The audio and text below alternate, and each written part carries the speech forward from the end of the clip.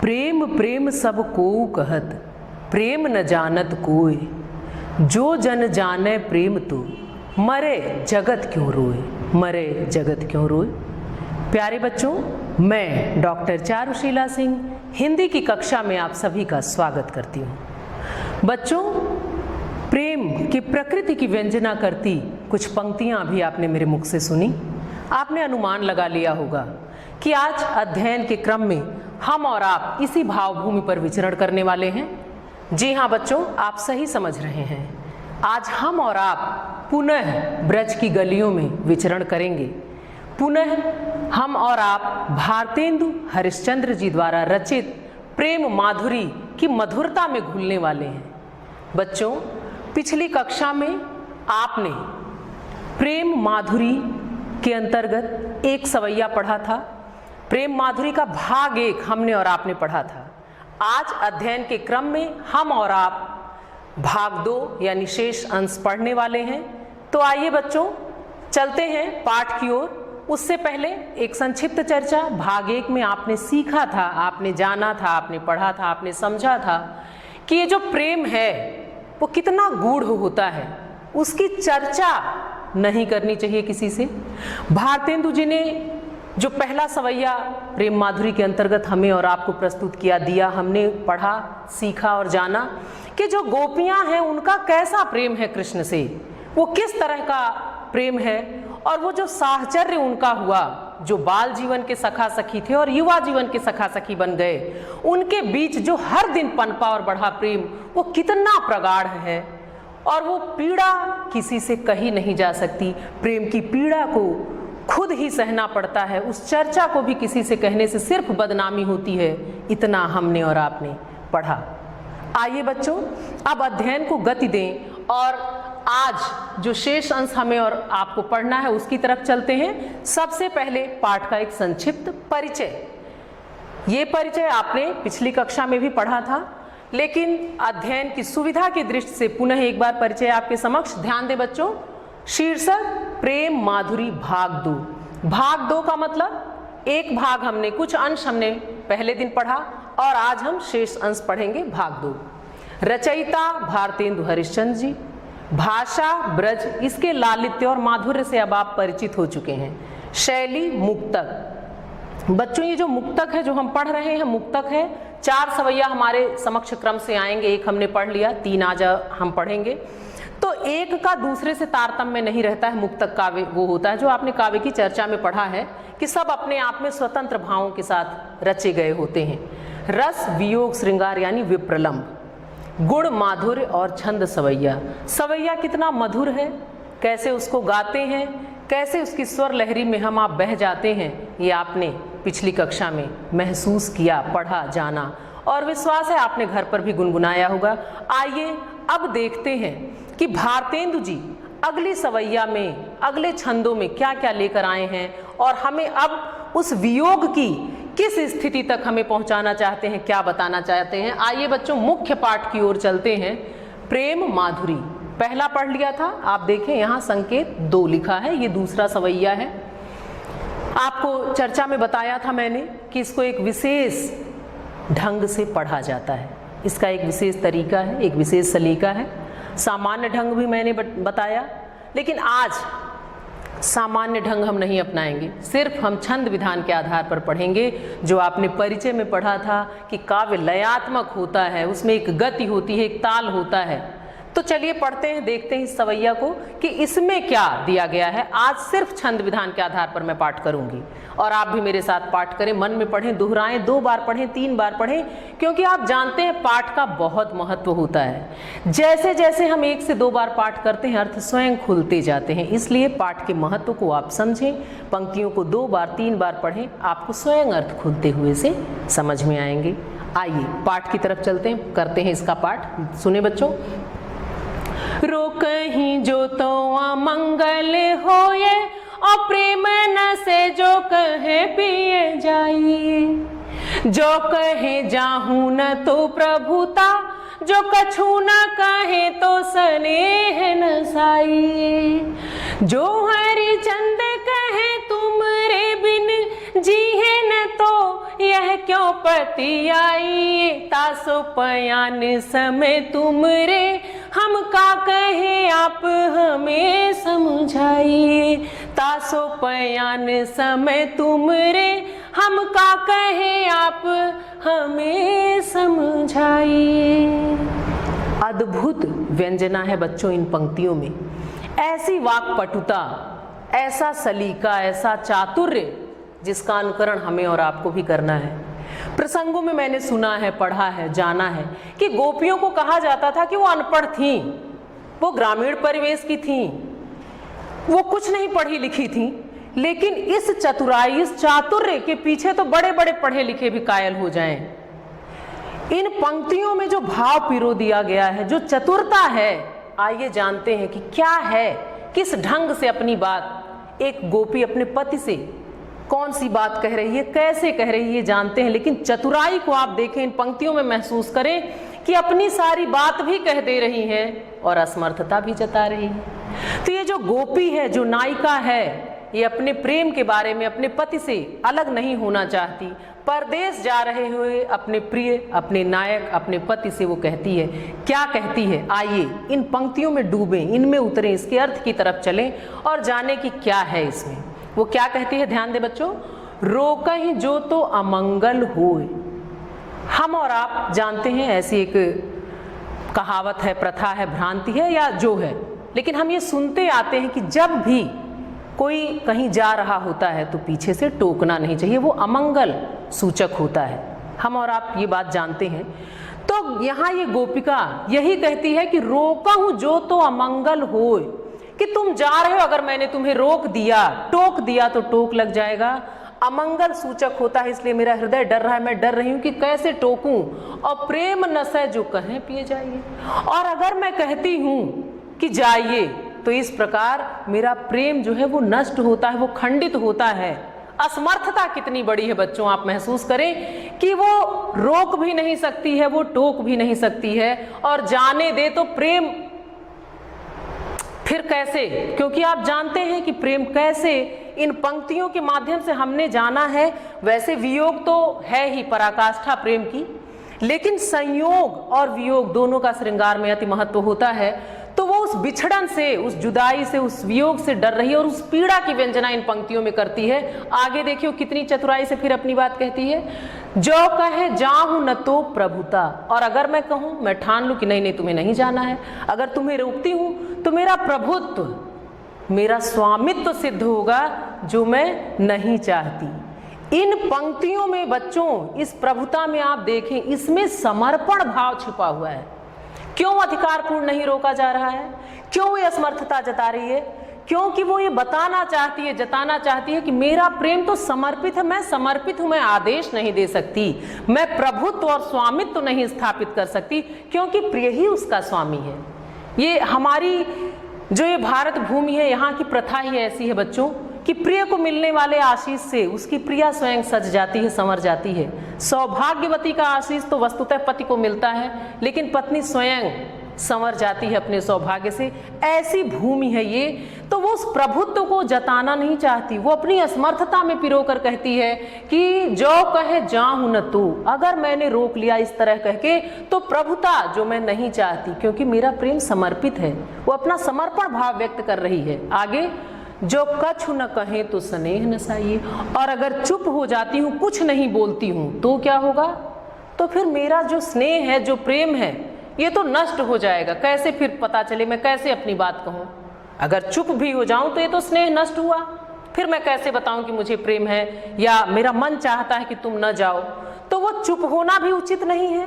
वो अपने ही मन की अपनी ही सारी बातें कहती है कि अगर रोकती हूं तो अमंगल, अगर कुछ कह दें कि हाँ चले जाइए तो भी प्रेम नष्ट होता है, अगर रोकते हैं प्रभावपूर्ण ढंग से तो ये मेरा प्रभुत्व हो जाएगा, स्वामित्व हो जाएगा, और अगर कुछ ना कहूँ तो भी मेरा प्रेम जो है वो नष्ट हो रहा है, खंडित हो रहा है। आगे देखिए कितनी चतुराई से, जो हरिचंद कहें तुमरे बिन जी है न तो यह क्यों पति आइए, और अगर मैं ये कह दूं कि मैं तुम्हारे बिना जी ही नहीं सकती तो क्या तुम विश्वास करोगे। बहुत बड़ी बात है बच्चों कि सच है कि अगर मैं ये सारे काम नहीं करती हूं और फिर भी कहती हूं कि मैं जी नहीं पाऊंगी, तो क्या तुम विश्वास कर सकोगे। तासो पयान समय तुमरे, पयान मतलब तुम्हारे जाते समय, प्रस्थान के समय। तो कहती है कि अब मैं एकदम असमर्थ हो गई हूँ, मुझे नहीं समझ में आ रहा है कि मैं क्या करूं, इसलिए तासो पयान समय तुमरे हम का कहें। तो तुम्हारे जाते समय हम खुद क्या कहें, आप हमें समझाइए, कि आप ही चलिए हमें बता दीजिए कि आप प्रस्थान कर रहे हैं, आप जा रहे हैं, तो मैं आपसे क्या कहूं।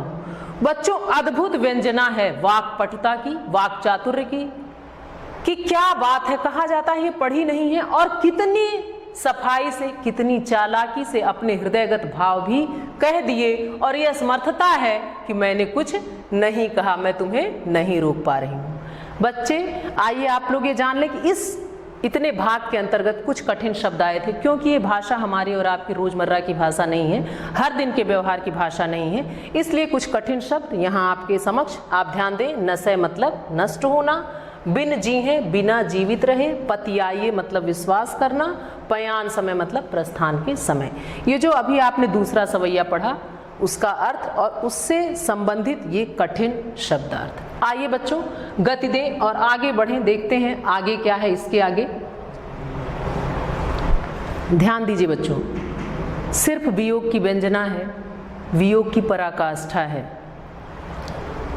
ये तीसरा सवैया है आपके समक्ष। सबसे पहला काम हम और आप पाठ करते हैं, फिर हम उसमें निहितार्थ की तरफ चलेंगे कि उसमें क्या है इन पंक्तियों में विशेष। तो चलिए पाठ करते हैं। देखिए, आजुल जो न मिले तो कहाँ, हम तो तुमरे सब भांति कहाँ में, मेरो उराहनो है कछु नाही, सब फल अपने भाग को पावे।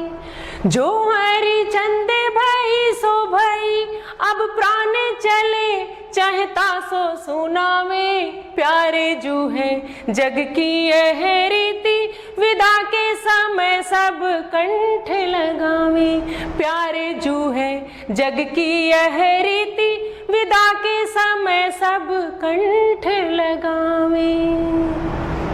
बहुत ही गूढ़ भाव, बहुत ही आकर्षक, बिल्कुल हृदय पर इसका प्रभाव पढ़ते पढ़ते ही पंक्तियां जैसे कुछ मथने लग रही हैं। और यही मंथन, यही जो इस सृजन की भावभूमि रही होगी, वो ऐसे ही थोड़ा सा हम और आप समझ सकते हैं बच्चों, क्योंकि कवि की कल्पनाशीलता, उनकी रचना धर्मिता और उनके जो भाषा के प्रयोग, जो इस भाषा का लालित्य, मधुरिमा, आप वो सब महसूस करेंगे।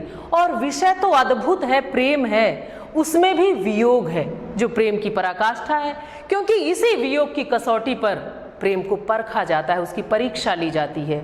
तो ये वियोग की पराकाष्ठा है। यहाँ आप गोपी के मन के भाव सुने, ब्रजबाला के, उस नायिका के, कि वो क्या कह रही है। अद्भुत भाव है इन पंक्तियों में बच्चों। चलिए इसके अर्थ की तरफ चलते हैं, देखते हैं क्या कहती है। वो अपने प्रिय को, उसके हृदयगत भाव हैं जो अपने प्रिय को एक तरह से संदेश दे रही है, अपने मन के भाव कह रही है, अपने प्रियतम के लिए, अपने पति के लिए, कृष्ण के लिए, अपने प्रेमी के लिए, आराध्य के लिए, आप जो भी समझ लें। तो वो क्या कह रही है, ध्यान दें। आज लो जो न मिले तो कहा, हम तो तुम्हारे सब भांति कहाँ। कि आज तक अगर तुम मुझसे नहीं मिले तो क्या हुआ, फिर भी हम सब प्रकार से सिर्फ तुम्हारे कहलाए हैं। ये प्रेम देखिए कि मिले नहीं, लेकिन हम हर प्रकार से सिर्फ तुम्हारे ही कहलाते हैं। मेरो उराहनो है कछु नाही, सबे फल आपने भाग को पायो। और फिर अपने ही मन को समझाते हुए ये वियोगिनी, ये विरहणी, ये गोपी, ये ब्रजबाला कहती है कि मेरा उलाहना, मेरा शिकायत, मैं कोई शिकायत नहीं कर रही हूँ, मेरी कोई शिकायत है ही नहीं। क्यों? सबे फल आपने भाग को पायो, क्योंकि हर व्यक्ति अपने भाग्य का लिखा भोगता है। वो ये कह रही है कि मैं ये समझ रही हूँ, मैं ये जान रही हूँ कि ये मेरे भाग्य में ही नहीं है कि तुम मेरे पास, मेरे साथ रहो, इसीलिए मुझे किसी से कोई शिकायत नहीं है, बल्कि मैं ये जान गई हूँ कि मैं अपने भाग्य का लिखा हुआ भोग रही हूँ। मुझे किसी से कुछ नहीं कहना है, मुझे किसी से कोई शिकायत नहीं है। लेकिन और देखिए वो आगे पंक्तियों में क्या कह रही है, जो हरिचंद भई सो भई, अब प्राण चले चाहता सो सुनावे। हरिश्चंद्र जी कहते हैं कि वो कह रही है कि अब तक जो हुआ सो हुआ, तुम भले मुझसे दूर रहे, फिर भी मेरा स्नेह कभी कम नहीं हुआ। हम तुमसे जुड़े रहे, सिर्फ तुम्हारे ही हर प्रकार से कहलाते रहे, अपने भाग्य का लिखा फल समझकर इस पीड़ा, इस विरह, इस वियोग को सहते रहे। लेकिन अब तक जो हुआ सो हुआ, अब प्राण चले। अब ये जो प्राण हैं ये तुम्हारे वियोग में शरीर को छोड़ना चाहते हैं, ये अलग होना चाहते हैं, अब ये चलना चाहते हैं। इसलिए तासो सुनावे कि अब मैं तुम्हें ये कहना चाहती हूँ, तुमसे ये बताना चाहती हूँ, ये बहुत आवश्यक है। क्या? प्यारे जो है जग की यह रीति, विदा के समय सब कंठ लगा। कहती है कि हे प्रियतम, हे प्रिय, अब तुम ये जान लो, ये सुन लो, मैं तुम्हें सुनाना भी चाहती हूँ कि संसार की ये रीति है कि जब विदाई होती है, जब कोई विदा होता है तो उसको गले से लगाकर विदा किया जाता है। उस समय कोई भी शिकायत, कोई उलाहना, मन के कोई भी भाव जो भी हो, उस समय सब किनारे रख दिया जाता है और उस समय गले लगाकर विदाई दी जाती है। तो कहने का मतलब यह है कि अब मेरा अंतिम समय है, अब तुम देर मत करो, अब चले आओ, क्योंकि अब प्राण निकलना चाहते हैं। मैंने अपने भाग्य का लिखा तो भोग लिया है।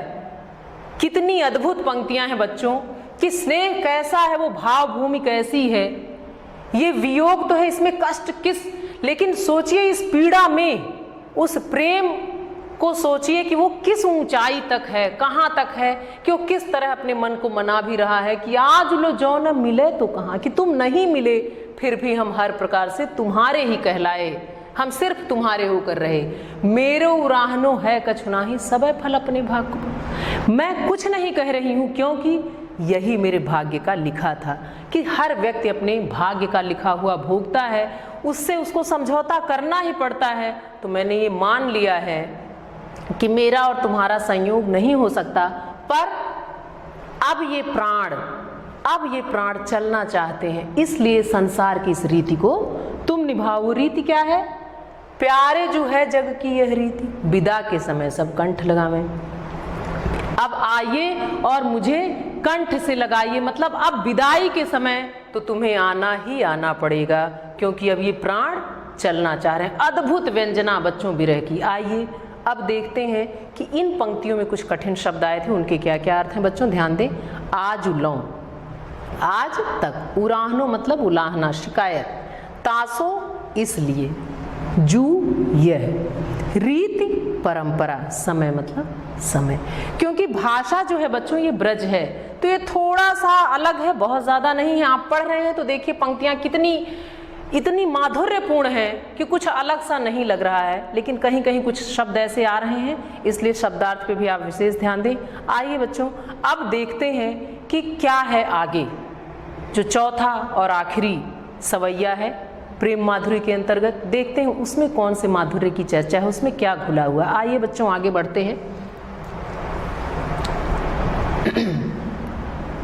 4, ये चौथा है, आखिरी सवैया है। इसमें बहुत गूढ़ रहस्य छुपा हुआ है, इसमें ज्ञान और भक्ति की चर्चा की गई है। आप सभी जानते हैं कि गोपियां जो हैं वो ज्ञानी नहीं थीं, वो पढ़ी लिखी नहीं थीं, उन्हें ज्ञान पसंद भी नहीं था, वो तो कृष्ण की भक्ति में लीन थीं। उनके लिए सिर्फ कृष्ण ही सब कुछ थे। उन्हीं भावों की व्यंजना इन पंक्तियों में की गई है।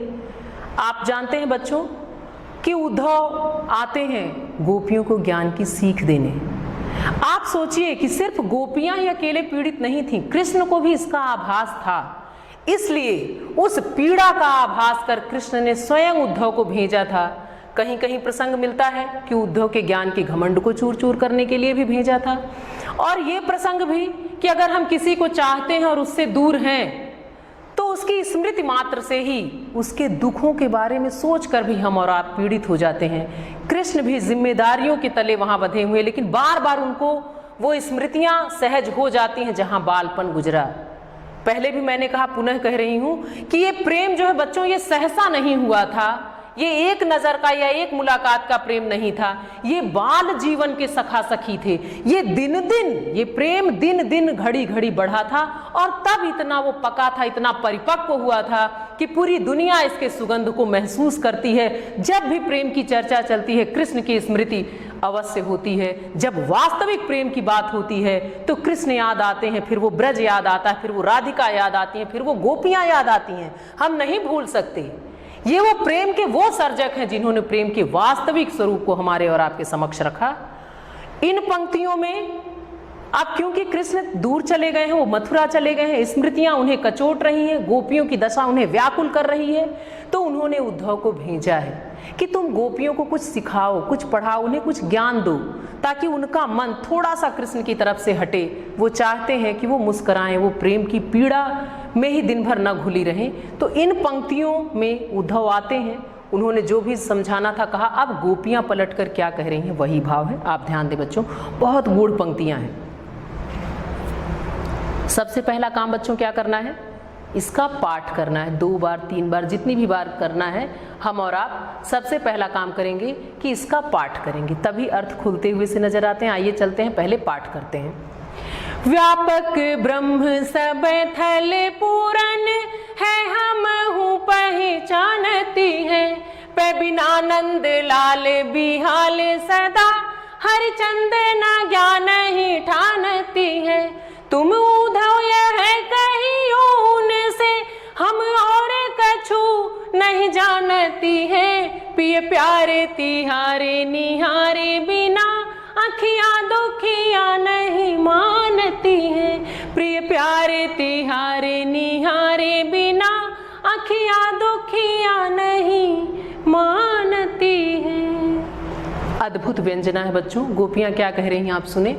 वो कह रही हैं, व्यापक ब्रह्म सबे थल पूरन है, हमहू पहचानती हैं। उद्धव से कहती हैं, हे उद्धव जी, ये सही है कि हमें पता है कि ये जो ब्रह्म है ये व्यापक है, ये पूरे थल, हर स्थल पे, हर जगह, कण कण में ये विराज है। इस बात को हम बहुत अच्छे तरीके से जानते हैं। आप ये ना समझे कि हमें पता नहीं, हमें ब्रह्म की व्यापकता, कण कण में उनकी व्याप्ति हम जानते हैं। लेकिन पे बिना नंदलाल बिहाल सदा, हरिश्चंद्र जी कहते हैं कि गोपियां कहती हैं, लेकिन जो हमारा हृदय है वो बिना नंद के लाल अर्थात कृष्ण के बिना, उस गिरधारी के बिना, उस माखन चोर के बिना, उस लीला बिहारी के बिना हर पल हमारा जो मन है वो बेचैन रहता है। तो हम किसी भी ज्ञान को महत्व नहीं दे सकती। हरिचंद न ज्ञान ही ठानत हैं, तो हम ज्ञान नहीं सीख सकते। उद्धव यह कहियो उनसो, फिर वो कहती, हे उद्धव तुम यह कह देना उनसे। क्या कहना, हम और कछु नहीं जानती हैं, कि हम सिर्फ आपकी भक्ति जानते हैं और हम कुछ नहीं जानते हैं, ना हम कुछ जानना चाहते हैं। पिय प्यारे तिहारे निहारे बिना, आखिया दुखिया नहीं मानती हैं। और कहना कि हे प्रियतम, हे प्रिय, ये तुम्हें देखे बिना जो हमारी दुखियारी आंखें हैं वो मानती ही नहीं, वो सिर्फ तुम्हारा इंतजार कर रही हैं। हम और कुछ नहीं कर सकते, हम कोई ज्ञान अब नहीं सीखेंगे, हम बस तुम्हारी ही भक्ति जानते हैं। और ये आंखें सिर्फ तुम्हारे बिना तरस रही हैं, सिर्फ ये आंखें तुम्हारे बिना तरस रही हैं। इसलिए इन दुखियारी आंखों की अब सुनिए, और इनका जो कष्ट है उसे सिर्फ और सिर्फ आप मिटा सकते हो। किसी भी ज्ञान से, किसी भी तरह की चर्चा से ये कष्ट जो है वो दूर नहीं हो सकता है। कठिन शब्दार्थ की तरफ चलते हैं बच्चों, आप ध्यान दें। थल स्थल, बिहाल मतलब व्याकुल बेचैन, ज्ञान ही ज्ञान को ठानती मतलब महत्व, निहारे मतलब देखे।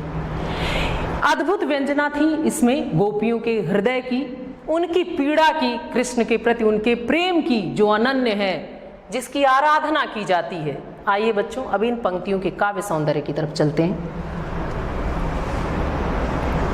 काव्यगत सौंदर्य, आप जानते हैं बच्चों कि किसी भी व्याख्या का अर्थ का ये आवश्यक पड़ाव होता है। वैसे तो आपने ये सब कुछ जान लिया है, लेकिन फिर भी आप जान लें कि इन पंक्तियों में क्या था। काव्यगत या शिल्प सौंदर्य क्या है। काव्यगत सौंदर्य, रस वियोग श्रृंगार। पहले भी आपको बताया, पुनः बता रही हूं कि वियोग जो है ये विप्रलंब, आप जानते हैं श्रृंगार 2 होता है, 2 प्रकार का, एक संयोग और दूसरा वियोग। संयोग में मिलन दशा का वर्णन होता है और वियोग में अलग होने का। आपने आज वियोग ब्रज की भूमि पर पढ़ा, प्रेम माधुर्य के अंतर्गत पढ़ा, और आपने देखा कि कैसी अद्भुत व्यंजना कवि ने की है। और भारतेंदु जी के जो उपनाम हरिश्चंद्र उन्हें मिला था, हमने और आपने आज जान लिया कि हरिश्चंद्र भारतेंदु, भारतेंदु हरिश्चंद्र ये क्यों थे विशेष। इतने छोटे समय में इन्होंने इन 4 सवैयों के माध्यम से हमको और आपको इतना कुछ, इतना व्यापक, इतना अद्भुत दे दिया, और इतना मधुरिम तरीके से वो हमने और आपने महसूस किया। अलंकार, अनुप्रास, छंद, सवैया।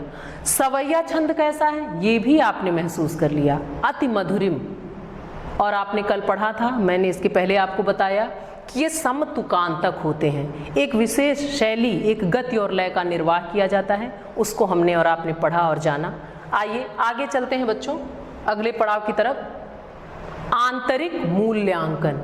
बच्चों आप सभी जानते हैं कि हर कार्य के पीछे एक उद्देश्य निहित होता है और मूल्यांकन के द्वारा जाना जाता है कि हम अपने लक्ष्य में, अपने उद्देश्य में कहाँ तक सफल हुए हैं। आइए आंतरिक मूल्यांकन के अंतर्गत कुछ प्रश्न आपके लिए। पद्यांश पर आधारित प्रश्नों के उत्तर लिखिए। ये वो प्रारूप है बच्चों जो आपकी परीक्षा में पूछा जाएगा। उस प्रारूप पे आपकी परीक्षा के लिए कुछ प्रश्न आपके समक्ष हैं। आप ध्यान से देखें कि ये जो आखिरी चौथा हमने पढ़ा था, इसी तरीके से परीक्षा में पूछा जाता है। इसके अंतर्गत ही आपको कुछ प्रश्न मिलेंगे। ये चौथा है व्यापक ब्रह्म सबय थल पूरन, और इसको आप पढ़ें, 2 बार पढ़ें, 3 बार पढ़ें। मैंने पहले भी बताया था कि उसके अंतर्गत ही आपको ये सारी चीजें मिलेंगी, सारे सवालों के जवाब आप जान गए हैं। अब देखिए इसमें पहला प्रश्न क्या है, पाठ का शीर्षक व कवि का नाम लिखिए। शीर्षक प्रेम माधुरी। जो पूरे पाठ के अंतर्गत ये एक सवाल, ये एक प्रश्न, ये जो है वो कभी बदलता नहीं है। पूरा जो आपका ये प्रेम माधुरी है उसमें किसी भी खंड की चर्चा करनी हो, किसी के भी बारे में बताना हो तो न शीर्षक बदलने वाला है न कवि। कवि भारतेंदु हरिश्चंद्र जी हैं। रेखांकित अंश की व्याख्या कीजिए। जो मैंने अभी आपको बताया, प्यारे तिहारे निहारे बिना आँखियाँ दुखिया नहीं मानती, कि हे प्रिय तुम्हें देखे बिना ये दुखियारी आंखें नहीं मानती हैं। लेकिन ये हृदयगत भाव किसके हैं? ये गोपियों के हैं। किससे कह रही हैं? उद्धव से। और एक आखिरी प्रश्न, गोपियां उद्धव से क्या निवेदन कर रही हैं? इस निवेदन के अंतर्गत वो जो सारे भाव जो इन चारों पंक्तियों के अंतर्गत आए हैं, वो आपको सारे भाव इसके अंतर्गत आपको बताने हैं। तो परीक्षा में एक ये प्रारूप आपके समक्ष होता है। आप इस प्रारूप पर अपनी पहले स्वयं परीक्षा करें और फिर आप परीक्षा में अच्छे अंकों से उत्तीर्ण हों। आइए बच्चों, संप्राप्ति। हमने और आपने क्या पाया इस अध्याय के अंतर्गत? हमने और आपने भारतेंदु हरिश्चंद्र जी के परिचय को जाना कि मात्र 34 से 35 वर्ष की छोटी सी, सीमित, बहुत लघु, आप कह सकते हैं बहुत छोटी उम्र में उन्होंने क्या अद्भुत दे दिया हिंदी साहित्याकाश के। सचमुच वो इंदु कहे जाते हैं तो कहे जाने योग्य वो सर्वथा हैं। ये हमने और आपने भी महसूस किया। प्रेम माधुरी के अंतर्गत हमने और आपने प्रेम की उस भाव भूमि पर विचरण किया जो प्रेम के लिए उदाहरण के रूप में गिना जाता है। हमने और आपने जाना कि प्रेम कितना गूढ़ है, कितना रहस्यमयी है। प्रेम की गूढ़ता को हमने और आपने पढ़ा, समझा, सीखा और जाना। अद्भुत था गोपियों का कृष्ण के प्रति प्रेम, उनकी वाक्पटुता, उनका चातुर्य कैसा था, हमने और आपने जाना। और इस चतुराई को, इस प्रेम को अपने जीवन में उतारने की जरूरत है। यही इसका उद्देश्य है। हमने और आपने जाना कि कितने सलीके से अपनी बात कही भी जा सकती है और असमर्थता भी जताई जा सकती है। तो बच्चों, अगले कक्षा में एक नए विषय के साथ पुनः मुलाकात होगी। धन्यवाद।